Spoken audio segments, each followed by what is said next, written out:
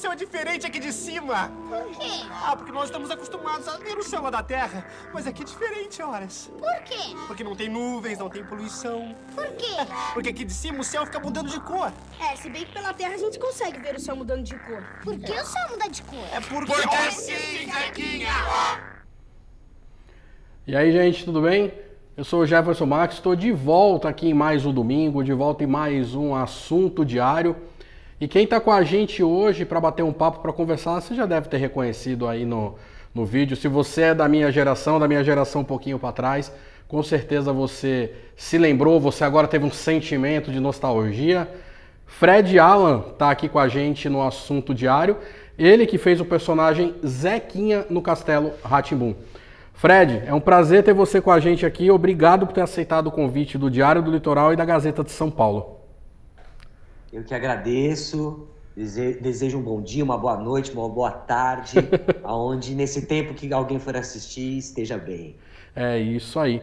Ô Fred, inevitável, né? Hoje a gente vai fazer uma linha do tempo aqui hoje, né? A gente vai falar da tua carreira e dos projetos atuais que você tá trabalhando, mas inevitável a gente não começar essa conversa pelo Castelo, né? Que foi muitos aí consideram até como o melhor programa infantil que esse país já produziu, né?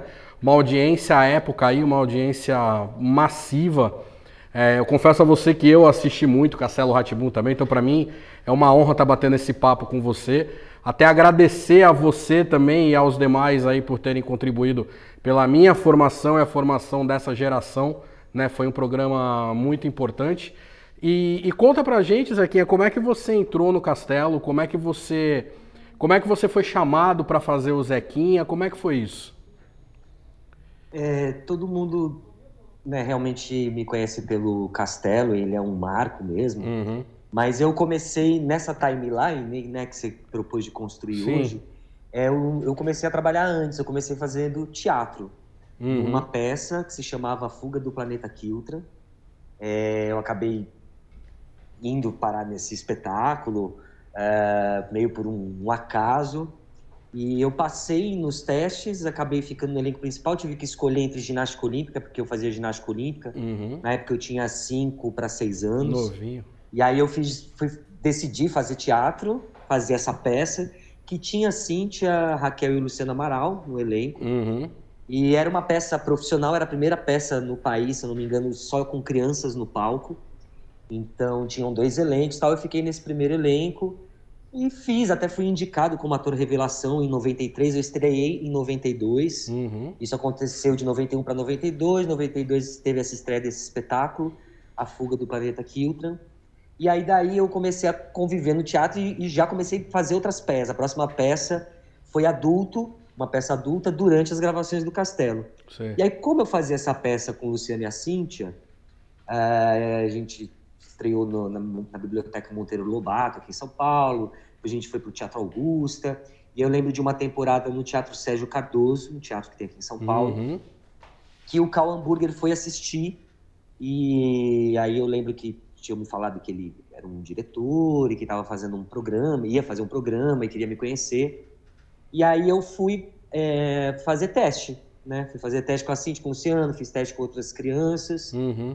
E calhou que, acho que também por a gente estar envolvido ali no teatro, tinha uma afinidade, mas também tinha uma relação, talvez comigo, porque eu tinha meus 9 anos ali, né? Meus 8 para 9 anos, e eu sou baixinho, então o Zequinha era um personagem bem mais novo, então tinha uma relação, assim, eu entendo dessa forma hoje, sabe?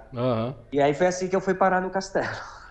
As coisas não são por acaso, né? O Zequinha era pra ser seu personagem, né? Talvez é um presente como outros presentes de personagens, que esse é um personagem de muita comunicação, assim, comunicação grande, sabe? Sim. É mesmo um herezinho que vai abrindo, assim, vai brincando e tal, aí depois eu chego, primeiro ele chega. Sim.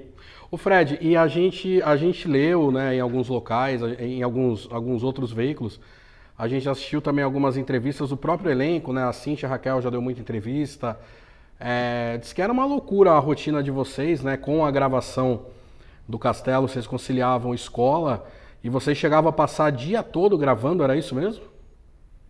Como é qualquer coisa de gravação ou ensaio de teatro. Eu, por exemplo, passei pelo Teatro Oficina, a gente ensaia lá de 6 a 12 horas, Sim. Né? Assim, nunca encarei assim, talvez diferente da Cintia e do Luciano, que já tinham experiência, né, de televisão, de comercial. Acho que até o momento da fuga do Planeta Kilter, eu acredito que eles não tinham de teatro.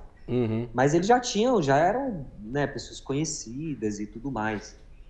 Eu nunca tive essa vontade de vou ser artista, os meus familiares alimentavam isso assim, nunca houve isso. Era uma atividade que eu fazia, como outros, porque eu sempre fui muito ativo.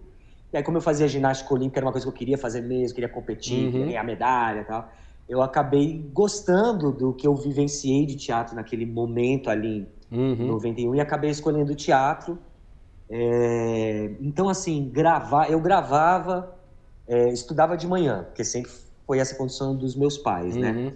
Então, eu estudava de manhã, fazia lição ali no intervalo das gravações, gravava ali depois do almoço, das 2 às 7, das 2 às 6, com intervalos, com cenas que eu não tava, então fazia lição e tal. E às vezes, por exemplo, eu ia fazer aula de flamenco, né? Então eu sempre fiz cursos, as pessoas me convidavam para fazer curso e tal. Essa diretora desse espetáculo sempre me levou para conhecer todos os teatros de São Paulo, lançamentos, festivais. Legal. Então, sempre nos finais de semana eu estava em algum lugar. Então, para mim, era meio que uma coisa só, sabe? Assim, era uma aprendizagem, continua sendo, sabe? E continua assim. Sem romantizar no sentido... a vida de artista é maravilhosa. Não nesse sentido. Tanto que depois eu fui me aprofundar, entender as políticas públicas. Eu sempre trabalhei nesse lugar, assim, já tem uns 20 anos. Sim. Então, assim, tem uma demanda muito grande e há uma dedicação muito grande, como a Cíntia relata, né? De horas de gravação num estúdio que não tinha ar-condicionado, a tecnologia que tinha hoje, né? Também é bom deixar isso um pouco claro. Sim, claro. Que é um trabalho de trabalho como qualquer trabalhador, assim. Mesmo. Ô Fred, na época você, né, você era muito jovem, né? Você tinha noção do sucesso que o Castelo estava fazendo? Na época, assim, você tinha essa dimensão? Eu não tinha e ninguém tinha. Desde eu que era mais novo, ao Sérgio Mamberti, a Rosi, aos diretores, o Cal, todo mundo era jovem, tinha mais ou menos a minha idade. Eu acho que eu já estou mais velho do que a idade quando eles fizeram o Castelo. Então, assim, o Abu Janra, Luiz Macedo, o Hélio, Skid, o Gardim, Lu Greco, que é o pessoal da equipe, né? Que gosta do cenário, figurino, que é muito importante lembrar e que às vezes fica muito esquecido, passar ao largo, né? Mas sem esses criadores, o Flávio de Souza, sem os escritores, os diretores, não teriam esses personagens todos, né? Então, não sei se eu te respondi. Não, respondeu, que eu perguntei se você tinha noção, né, do sucesso que tava, né? Então como era um momento de um Brasil também, eu tenho falado muito isso porque eu comecei a ter essa consciência agora, assim, tinha um Brasil se abrindo, a gente não tinha a tecnologia que a gente tem hoje, então tudo que a gente tem de som, de orquestra, efeitos especiais, um chroma key, que aqui é muito fácil, né? Na época era muito difícil. Então, eu acredito que você falou assim, era seu personagem, talvez porque eu estava passando pelo teatro, e o teatro era, naquele momento, um lugar onde tem os criadores, eles são muito vivos, né? Muito ativos. Então, todos os atores é gente do teatro, né? Os criadores musicais é o pessoal de experimental. Então, eu acho que assim, ninguém tinha noção e acho que ainda também não tem noção. Por isso que eu estou pensando de escrever um livro diante também de acontecimentos e coisas que estão surgindo. Ainda é necessário fazer ainda não, é necessário agora, nesse próximo dos 30 anos, fazer uma revisão amadurecida, mesmo ainda guardando o Zequinha, né, com os questionamentos, mas é muito importante, assim, dar uma amadurecida no que é esse programa e a importância desse programa no sentido cultural, e aí a gente conseguir entender o valor dele no plano cultural para, enfim, abrir as questões que estão acontecendo. Sim. O Fred, e passando aí no Castelo, né? O Castelo terminou. Você continuou no teatro? Como é que foi a tua carreira depois do Castelo? Então, Eu sempre fiz teatro. Durante a Aham. gravação do Castelo, eu fui fazer a minha primeira peça adulta, O Amor Bruxo, no Palace, era uma peça flamenca, que eu fazia uma participação. Eu, inclusive, na época, tinha sido convidado para ser personagem principal de um infantil, e aí também tinha esse convite do adulto, que eu ia fazer uma participação no personagem pequeno, Uhum. que tinha até... Eu fazia o personagem do Guilherme Leme, criança, nessa história Amor Bruxo, o fofo, que depois eu revi ele no Teatro Oficina, rapidamente. E eu resolvi fazer essa peça adulta.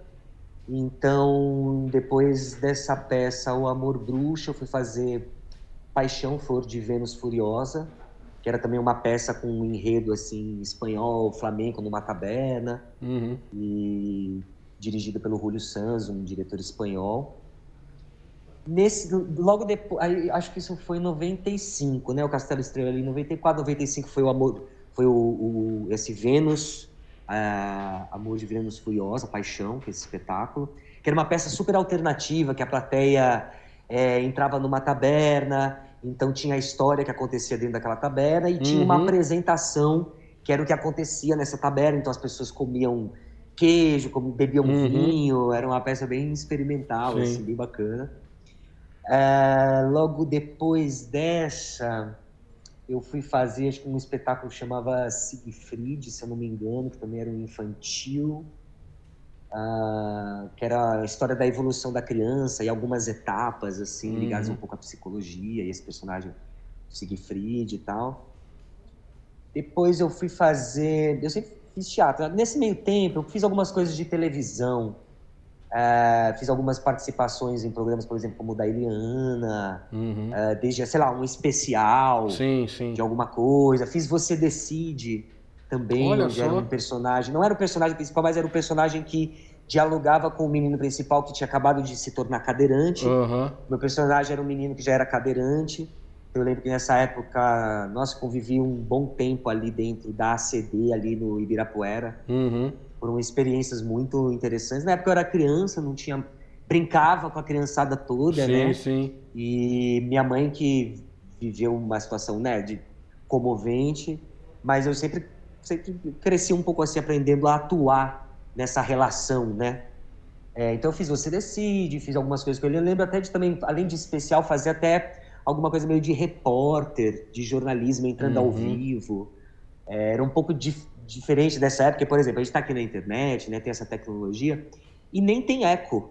A gente consegue tirar esse eco, e na época tinha um eco que você ficava de um fone, então eu falava, oi Eliana, e aí logo depois vinha, oi Eliana, então tinha um eco, cara, que para ganhar essa experiência foi muito difícil. Eu sei que eu não me dei muito bem, assim. Assim, não assim, no sentido de gostar mesmo, né? Mas era diferente, porque eu fui nos 3 lugares. Eu lembro que eu fui num lugar de bombeiro, né? Onde a galera treina e tal. E também fui numa exposição num parque de gelo. Aí logo depois eu fui fazer um espetáculo com o grupo Parlapatões, num espetáculo ali no Sesc Pompeia. Era um espetáculo muito alternativo. A plateia sentava numa arquibancada e ela ia caminhando com o cenário, aí virava, o cenário andava com o carro, aí depois eles desciam, passavam por um túnel, entravam num lugar, e aí tinha alguns personagens que eu fazia dentro de coro e alguns personagens... Eu que matava um dos personagens lá principais, assim como um menino em situação de rua que acabava fazendo um assalto trágico, né? Que gerava um assassinato. E isso ali com meus 12 para 13 anos, ali em 97, 98. Logo depois eu fui fazer um espetáculo dirigido pelo Eduardo Silva, que é o Bongô, que foi o noviço, da qual eu fazia que era meio um jovem ali da casa. Era com o Flávio Guarnieri, inclusive, né? Ligado à família Guarnieri, esse dramaturgo maravilhoso do Guarnieri. E logo depois desse espetáculo, eu tinha ali assim meus 13 para 14 anos, eu fiz amizade com uma pessoa mais velha. Eu sempre fui amigo de pessoas mais velhas, né? Acho que pela história que eu tô contando aqui, tudo isso assim, eu sempre vivi no teatro, aí as pessoas iam me chamando pra fazer teatro, eu ficava fazendo teatro. fazia algumas coisas de televisão, fazia pouco comercial, porque esse pessoal do teatro falava assim, olha, para minha mãe, para mim, vai estudar, tem que estudar teatro, não faz muito comercial, faz comerciais que tenham um texto, que tenham uma dramaturgia, faça bons programas, faça um bom personagem. Sempre houve essa fala desse povo do teatro, todo que eu estou falando aqui, né? Eu, por exemplo, esqueci de dizer que eu fiz um espetáculo dirigido pela Sininha de Paula, uma diretora da Globo e tal. Sei. Que tinha a Beth Goulart, né? Tinha... A Sininha dirigiu Toma Lá da Cá, eu acho, né? Foi? A Sininha acho que dirigiu Toma Lá da Cá, não foi também? Junto Acho com Fala que Bela, foi, acho que foi. a Sininha é uma diretora muito importante de grandes programas. E eu fiz esse espetáculo aqui em São Paulo. Tinha Beth Goulart, tinha... Pô, pessoal de peso, hein? Tinha o Paulinho Goulart também, não o Flávio, o Paulinho Goulart. Não o pai, né? O filho. Enfim, tinha um elenco maravilhoso, que eles lá estavam fazendo um espetáculo adulto e também esse infantil. E eu fui substituir um menino que não pôde vir lá do Rio de Janeiro. E aí tinha dança, então eu sempre dancei, eu fiz jazz, tal, fiz danças de salão. Então eu fiz também esse espetáculo que foi muito bacana. Só que quando eu fui fazer, eu tinha meus 14 anos, que eu fiz amizade nesse espetáculo noviço, esse amigo começou a me contar da época dos anos 70, dos estudantes, da luta contra a ditadura. Aí eu conheci o livro do Zuiner Ventura, 1968. E aí comecei a ler e comecei a escrever com ele uma peça de teatro. Nisso, o Teatro Oficina, ali para 98, para 99, o Teatro Oficina estava abrindo uma oficina para leitura do livro Sertões. E eu já havia conhecido o Oficina ali em 93, 94, porque a diretora que me dirigiu no primeiro espetáculo me levou para assistir o Hamlet na inauguração do Teatro Oficina, que é hoje, que é uma obra de arte da Lina Bobardi, arquiteta do MASP e de outras obras. Sim. Então aquele teatro tinha acabado de ser inaugurado e eu lembro de assistir aquela peça de 12 horas com o Pascoal, aquela loucura toda. Sim. Então eu conheci a Oficina e me inscrevi através da Oficina Cultural Oswald Andrade para participar da leitura dos Sertões, que iria acontecer ali de 99 para 2000, na virada do século, né? E aí eu fui selecionado dentro de um monte de gente lá, assim, mais de 100 pessoas eu fui selecionado. Lá eu era o único que eu me lembro assim, realmente adolescente, com 14 anos. E aí eu participei da leitura inteira, dessa primeira leitura pública que preparou as montagens dos Sertões, da qual eu participei, do livro dos Sertões. E aí eu entrei no teatro de grupo, fui participar da criação da Lei de Fomento, me inteirar da criação da Lei de Fomento que estava acontecendo ali em 98, 99, que estruturou as pesquisas de teatro de grupo aqui de São Paulo, que também serviu de modelo para outros fomentos. Então essa palavra fomento, ela está ligada a esse momento de articulação de grupos dos anos 90, 80, que logo depois que veio o Real e tal, a gente se organizou para ter um dinheiro público que pudesse fomentar para a população de São Paulo a produção cultural de teatro, né? Então eu me envolvi nesse cenário e aí entrei no teatro de grupo, comecei a dar aulas de teatro, que é um trabalho ligado ao Teatro Oficina, sem falar nada. Aí a gente abriu um ponto de cultura no Teatro Oficina, dei muita aula, dei aulas de capoeira com o mestre acompanhando ele. E aí, eu fui depois para a Mundana Companhia fazer o Idiota. Eu fiz o Sertões inteiro, que foi um projeto que demorou 7 anos para ser montado, com entradas e saídas. Sim. Então, também saí, dirigi um curta, aí voltava para o Teatro Oficina, dava aulas. Então, foi um trabalho de 7 anos que culminou nessa obra Os Sertões, que tem DVD, vocês podem assistir aqui pelo YouTube também, né? Logo depois eu fui fazer o Idiota, né, que é um espetáculo dirigido pela Cibele Forjaz, um espetáculo que é uma novela do Dostoiévski, né? Leiam essa obra linda, o Idiota. Então era uma novela que durava 3 dias. Os Sertões era uma obra que, quando ficou pronta, durava 27 horas, ia de quarta a domingo. Era um espetáculo gigantesco, eu tinha personagens que o Zé escreveu para mim, assim. Uau. Então era uma obra muito grande, né? O Idiota já era uma obra de 6 horas, eu adoro fazer peças grandes.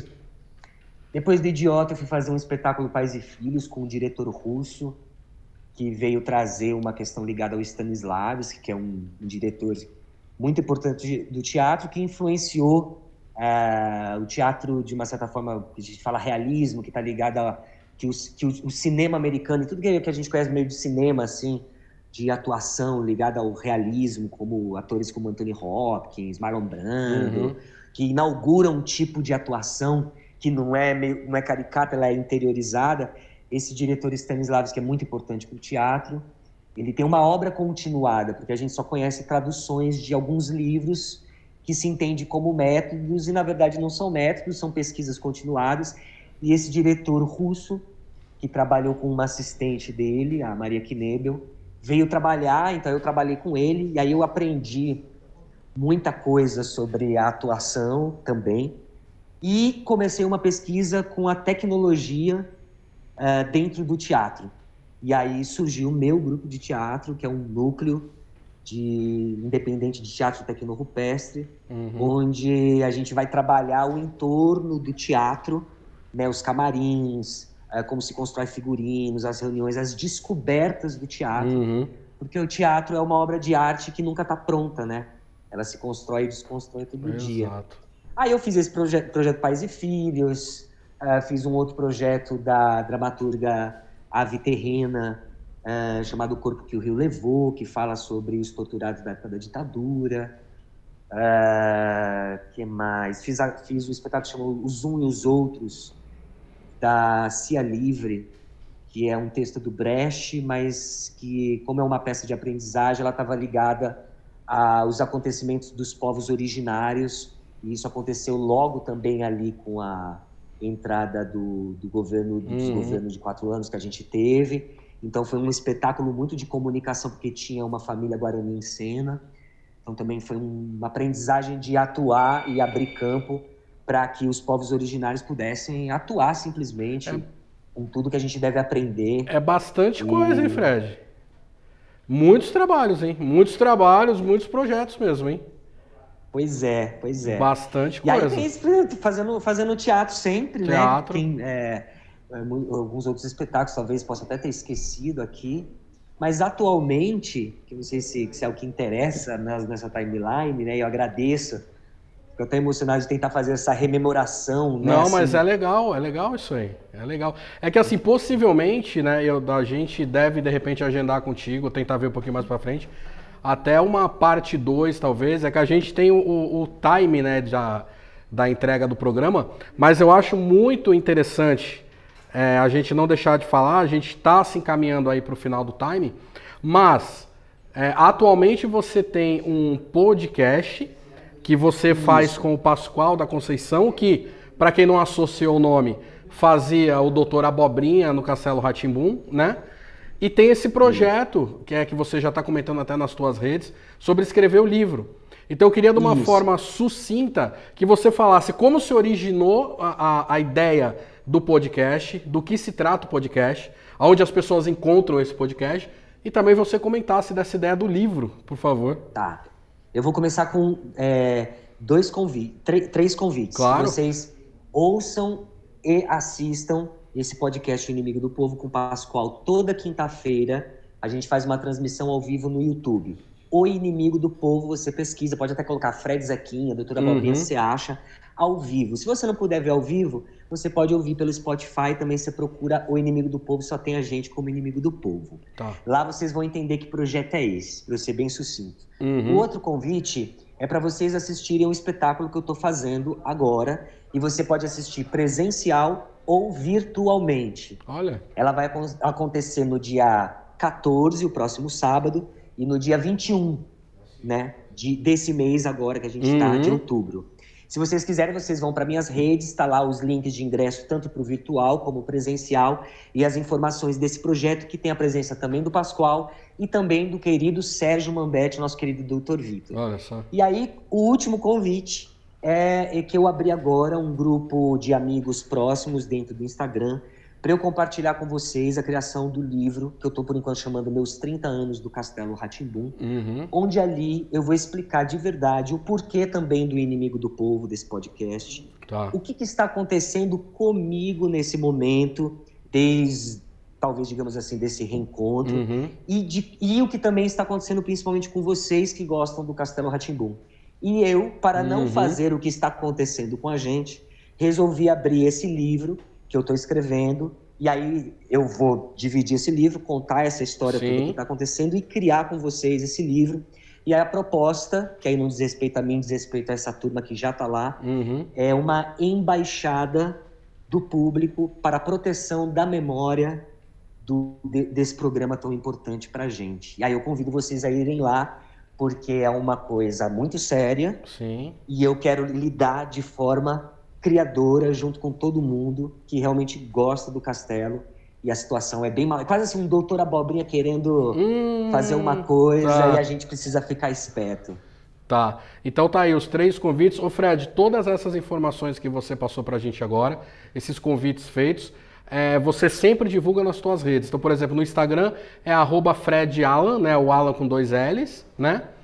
E também o Inimigo do Povo. Tem página no Instagram do Inimigo do Povo? Tem no Instagram o Inimigo do Povo. Você pode colocar o Inimigo do Povo, tem página lá. Mas no meu Instagram tem postagem, Reels, tem History todo dia, de todas essas coisas e muito mais. Então tá tudo ali disponível. Fred, a gente queria... espero lá. E eu espero todos vocês aí irem assistir o espetáculo. Fred, a gente agradece aí esse bate-papo, né? Acabou passando rápido, a gente infelizmente não tem muito tempo, né? Mas quando o convidado é bacana assim, igual você, o tempo passa, a gente não vê, a gente não sente. Mas a gente quer agradecer você mais uma vez por ter aceitado o convite aqui do Diário, da Gazeta do Litoral, e boa sorte aí na sequência dos projetos. Muito obrigado, igualmente a vocês, oxalá dê em dobro. Obrigado, querido. Esse foi mais um Assunto Diário, a gente volta no próximo domingo. Até lá, tchau, tchau.